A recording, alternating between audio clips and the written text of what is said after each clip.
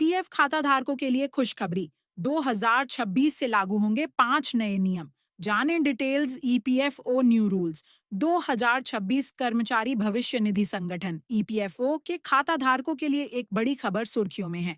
Social media और विभिन्न platforms पर यह दावा किया जा रहा है कि वर्ष 2026 से ईपीएफओ के नियमों में 5 बड़े बदलाव लागू होंगे, जिससे पीएफ, प्रोविडेंट फंड निकालने, पेंशन और अन्य सुविधाओं पर सीधा असर पड़ेगा। इन चर्चाओं ने करोड़ों पीएफ खाता धारकों के बीच उत्सुकता और कुछ भ्रम की स्थिति पैदा कर दी है।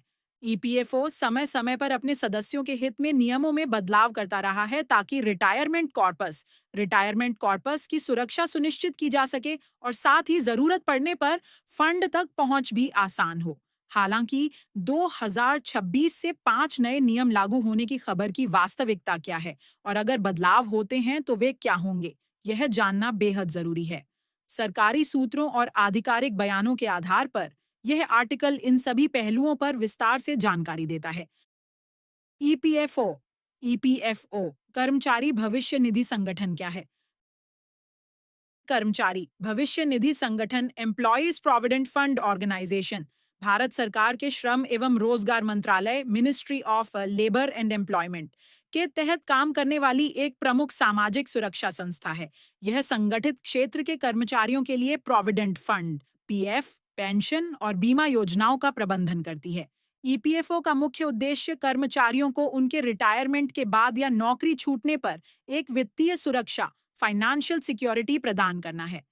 इसके तहत कर्मचारी और नियोक्ता दोनों हर महीने कर्मचारी के मूल वेतन का एक हिस्सा भविष्य निधि खाते में जमा करते हैं, जिस पर सरकार द्वारा घोषित दर से ब्याज मिलता है। यह पैसा रिटायरमेंट के समय या कुछ विशेष परिस्थितियों में निकाला जा सकता है। इस पूरी प्रक्रिया को सरल और सुदृढ़ बनाने के लिए ही ईपीएफओ समय समय पर नियमों में बदलाव करता है। ईपीएफओ नए नियम 2026 का ओवरव्यू। वर्ष 2026 से 5 नए नियमों के लागू होने की खबर सीधे तौर पर ईपीएफओ द्वारा 2025 में किए गए महत्वपूर्ण सुधारों से जुड़ी हुई है। इन सुधारों का मुख्य फोकस पीएफ निकासी, पीएफ विड्रॉल को सरल बनाना और रिटायरमेंट कॉर्पस की सुरक्षा करना है। इन बदलावों को 2025 से 2026 के वित्तीय वर्ष के दौरान चरणबद्ध तरीके से लागू किया जा रहा है। मुख्य बिंदु, विवरण, संगठन का नाम कर्मचारी भविष्य निधि संगठन ईपीएफओ, संबंधित योजना कर्मचारी भविष्य निधि ईपीएफ और कर्मचारी पेंशन योजना ईपीएस। चर्चा का विषय पीएफ निकासी और पेंशन नियमों में बड़े बदलाव, नियम लागू होने का संभावित वर्ष 2025 से 2026 के दौरान चरणबद्ध तरीके से लागू। मुख्य लक्ष्य निकासी प्रक्रिया को सरल बनाना और दीर्घकालिक बचत, लॉन्ग टर्म सेविंग्स सुनिश्चित करना। खाता धारकों की संख्या 30 करोड़ से अधिक पीएफ खाता धारक। निकासी श्रेणियों में बदलाव, 13 श्रेणियों को कम करके 3 मुख्य श्रेणियों में विलय। अनिवार्य शेष राशि 25% पीएफ कॉर्पस को अनिवार्य रूप से बनाए रखना। ईपीएफओ पीएफ विथड्रॉवल रूल्स 2026 में संभावित 5 मुख्य बदलाव। सोशल मीडिया में 2026 से 5 नए नियमों के लागू होने की चर्चाएं वास्तव में ईपीएफओ द्वारा 2025 में घोषित किए गए बड़े सुधारों का एक हिस्सा हैं, जिन्हें आगे 2026 में पूरी तरह से लागू किए जाने की संभावना है। ये बदलाव पीएफ खाता धारकों की वित्तीय सुरक्षा और आसानी को ध्यान में रखकर किए गए हैं। एक निकासी श्रेणियों का सरलीकरण। पहले पीएफ से आंशिक निकासी पार्शियल विथड्रॉवल के लिए लगभग 13 अलग-अलग श्रेणियां थीं, जिससे सदस्यों को अक्सर भ्रम होता था और दावा क्लेम खारिज होने की संभावना बढ़ जाती थी। बदलाव, अब इन 13 श्रेणियों को घटाकर केवल 3 व्यापक श्रेणियों में मिला दिया गया है। आवश्यक जरूरतें एसेंशियल नीड्स, जैसे चिकित्सा उपचार, शिक्षा और विवाह।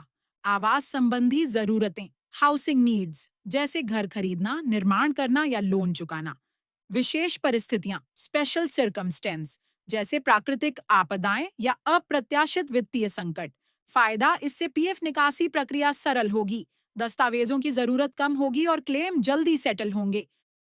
2. 25% न्यूनतम शेष राशि मिनिमम बैलेंस का नियम।